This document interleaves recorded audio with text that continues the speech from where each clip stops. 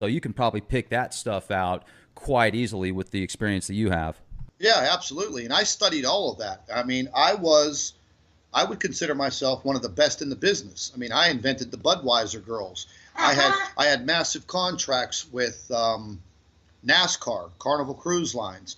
I've been all over the world, man. I've bumped heads with some of the biggest corporations. The psychology of the ad campaign, and the target market. And I've walked away with 25 to $50 million contracts. So I'm no pushover. I'm no idiot.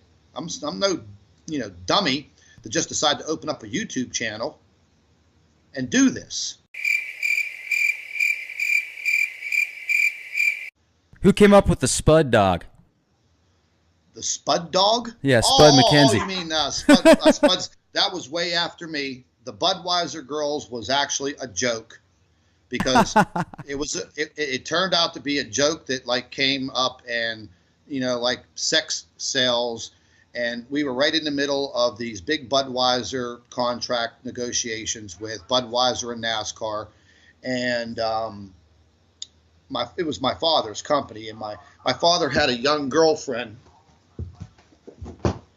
that she looked like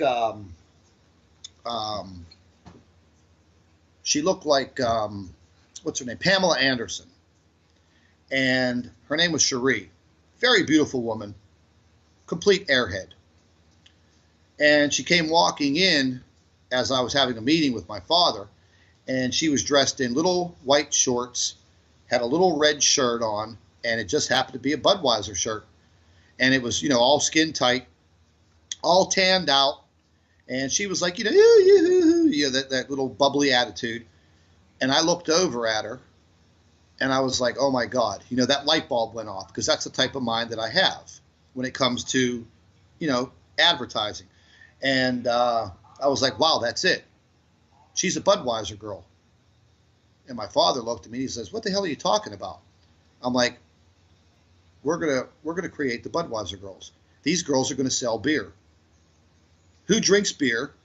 Guys. What do guys want to look at? They want to look at, supermodels dressed in little skimpy shorts, and we're going to take this to NASCAR. And we did. And it went off like a bombshell. And we had a 5-year deal, and I went to every single race 5 years in a row with the Budweiser girls. And, they ended up being models for modeling agencies in the specific cities and states where the races were. And it went off like a charm. And it was worth the $25 million. Look, buddy, if I wanted to, I could go out to a BMW dealership tomorrow morning and I could drop $65K on a brand new BMW. Can you? So it's not about the money. And you know as well as I do that YouTube does not pay you like, tens of thousands of dollars for your content. So, yeah, my videos are monetized, and they're monetized for a reason. Is because Google and YouTube are advertising companies first and foremost. That's what they do. They're advertising companies. I was in the heyday selling banner advertisement.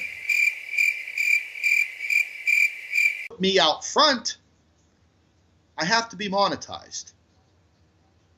And according to the last amount of money that I received from YouTube, from Google, compared to the hours that I put in 7 days a week, I'm making $2.29 an hour.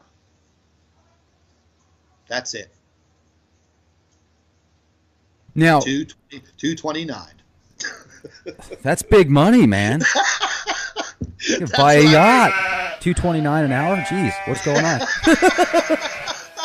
Yeah, dude. I mean, I figured it out quite a long time ago because, they have that one internet website called Social Blade, and it lists That's a pretty cool site.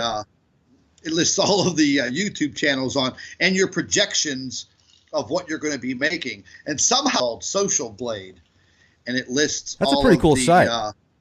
it lists all of the YouTube channels on and your projections of what you're going to be making, called Social Blade, and it lists That's a all pretty of cool the, site.